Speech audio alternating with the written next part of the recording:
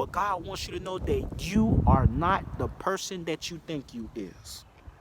Because even when you view yourself on high, God has greater. Even when you view yourself on low, God has something He wants to transform you for. So what you got to understand, you have to go through that season not realizing who you are. You have to go through that season in which you're battling with the unforgiveness that you have within yourself when it comes to making bad decisions. See, what you got to understand, God structures us through trial because trials is the thing that places us in God's alignment. I'm going to repeat that again. Trials is the thing that places us in God's alignment. Why? Because it allows us to face truths and things that are formed in the form of chaos.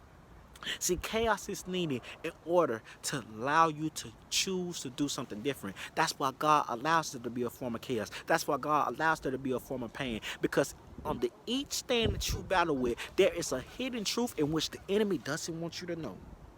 And see, what God knows is if He gives you the truth, He knows that the truth will set you free. But what God does is God gives you the opportunity to choose how far do you want to sit. He gives you the opportunity to choose because everything in life is a choice. You sitting in that low place is a choice. You viewing your life as a failure is a choice because it's the opposite of every negative.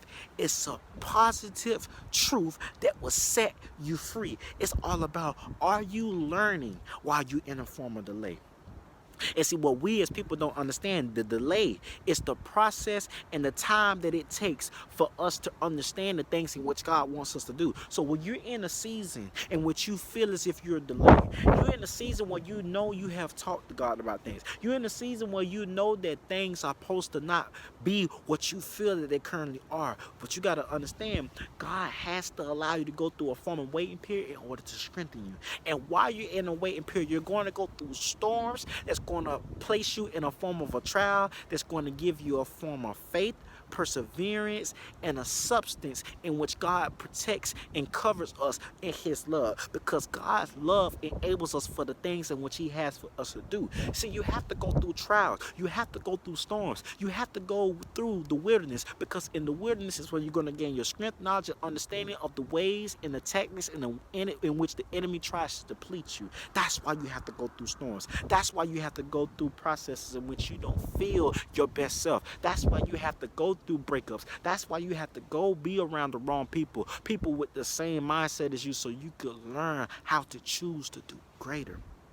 And see, when you don't know how to hear God, God will allow chaos to find you. Why? Because God needs you to understand that chaos is needed to order to make you view yourself differently. If anything in your life starts to go wrong, that's the first sign in which God has already changed your situation. And what God wants you to know is He wants you to let go of the old so He can break in the new. I'm going to repeat that for somebody who didn't catch it. God wants you to let go of the old to break in the new. You can't ask God every single day, God do this, God do that, God do this, God do that, but you're not letting go to old. See, God heard every cry that you've had. God has heard every prayer. But what you got to understand, you cannot forget to put in the work. Because yes, God says cast your burdens onto Him. Yes, God tells you to pray to Him. But guess what? You also have to remember that God says you must take one step, and then guess what? He will be with you every step of the way. God never said that you didn't have to have the faith outside of a mustard seed. God never said that you don't have to take that leap of faith. That leap of faith is needed because you have to allow your steps to be in line with what God has for you. You can pray all day long. You can talk to God all day long. But if you don't take that leap of faith, guess what? You will remain the same.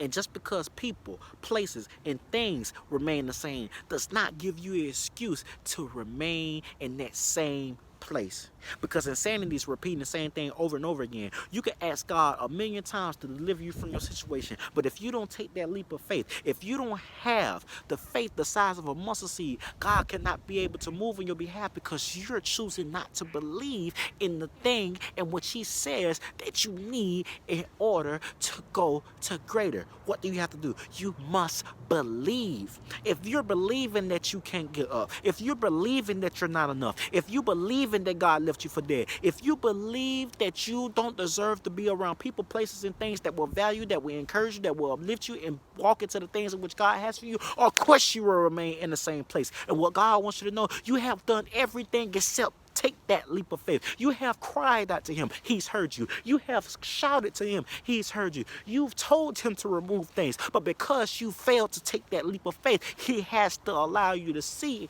that by you're not doing that, he cannot transition you.